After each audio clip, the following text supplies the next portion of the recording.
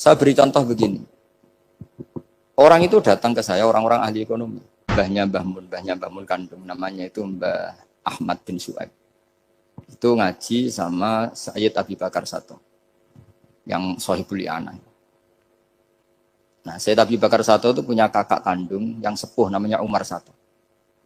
Karena ada 3 saudara, Umar Sato, Utsman Sato, Abi Bakar Sato. Ketika mau kondur, saya ingin torikoh. Terus kata Sayyid Umar, ya sudah, kamu torikohnya kitab ini. Dikasih kitab Ar-Risalah Al-Qusairi.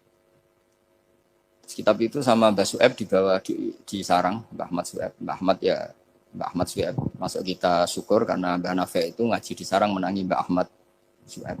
Jadi yang sholawat askat takhiyat itu masih dari Mbah Ahmad, bukan dari Mbah Zubair, dari Mbah Ahmad. Jadi Mbah Nafi di sini pernah ngaji Mbah Ahmad, pernah ngaji Mbah Zubair. Nah, Mbah Su'aib ini pernah ngaji di sini Mbah Murtado. Kajian mana sekali Mbah Murtado? Waturoyo. Jadi di Taraujum Mas saya sarang itu Mbah Su'aib dulu itu pernah ngaji di Waturoyo. Makanya saya diceritani Kang Mahmudi, putranya Mbah Zain.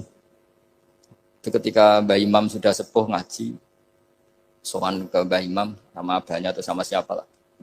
Mbah Imam sudah sepuh, sudah sepuh. Wendi le, kula kajen. Apa rene badhe mondok. Gak ikhlas yo, ilmu dhisik dijupuk wong sarang, apa mbok jaluk meneh.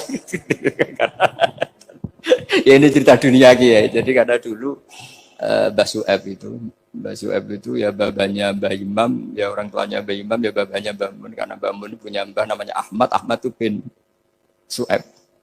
Itu guyonannya Mbah Imam. Kowe ora trimo ya. Ilmu itu kayak wong kajen apa mbok jaluk.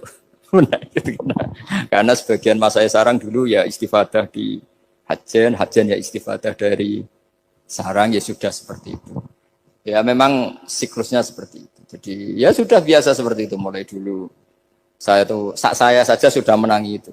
Saya dulu ngaji Mbah Mun, mungkin cucunya Mbah Mun yang ruju-ruju ngaji saya, nanti anak saya yang ngaji cucu yang ya sudah gitu siklusnya seperti itu. Sehingga terus tarik kembali ke kitab Ar-Risalah Al-Qusairiyah. Dikasih kitab Ar-Risalah Al-Qusairiyah sama Habib Umar Sato. Dibawa ke Indonesia. Barokahnya luar biasa. Dan itu cara ngarang, manhajut taklifnya adalah menyebut wali-wali.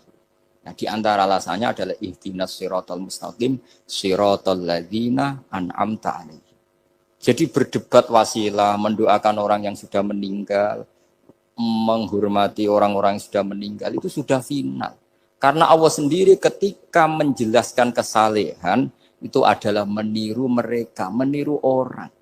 Karena kita tidak mungkin niru Allah la ya'kul wa la yashrab, Allah la yanam wa la kadza wa kadza. Allah tidak nikah. Kalau kamu niru nikah, nikah sholihin. Niru ibadah terus sholihin. Nah kok terus sithik-sithik Allah langsung terus piye carane? Wong ihdinas siratal mustaqim, siratal ladzina. Jadi sebetulnya masalah haul, masalah menghormati orang yang sudah meninggal harusnya sudah selesai karena ihdinas siratal mustaqim siratal ladzina an'amta 'alaihim ghairil maghdubi 'alaihim waladdallin. Terus ini saya untuk tabarruk sama Ar-Risalah Al-Qusairiyah.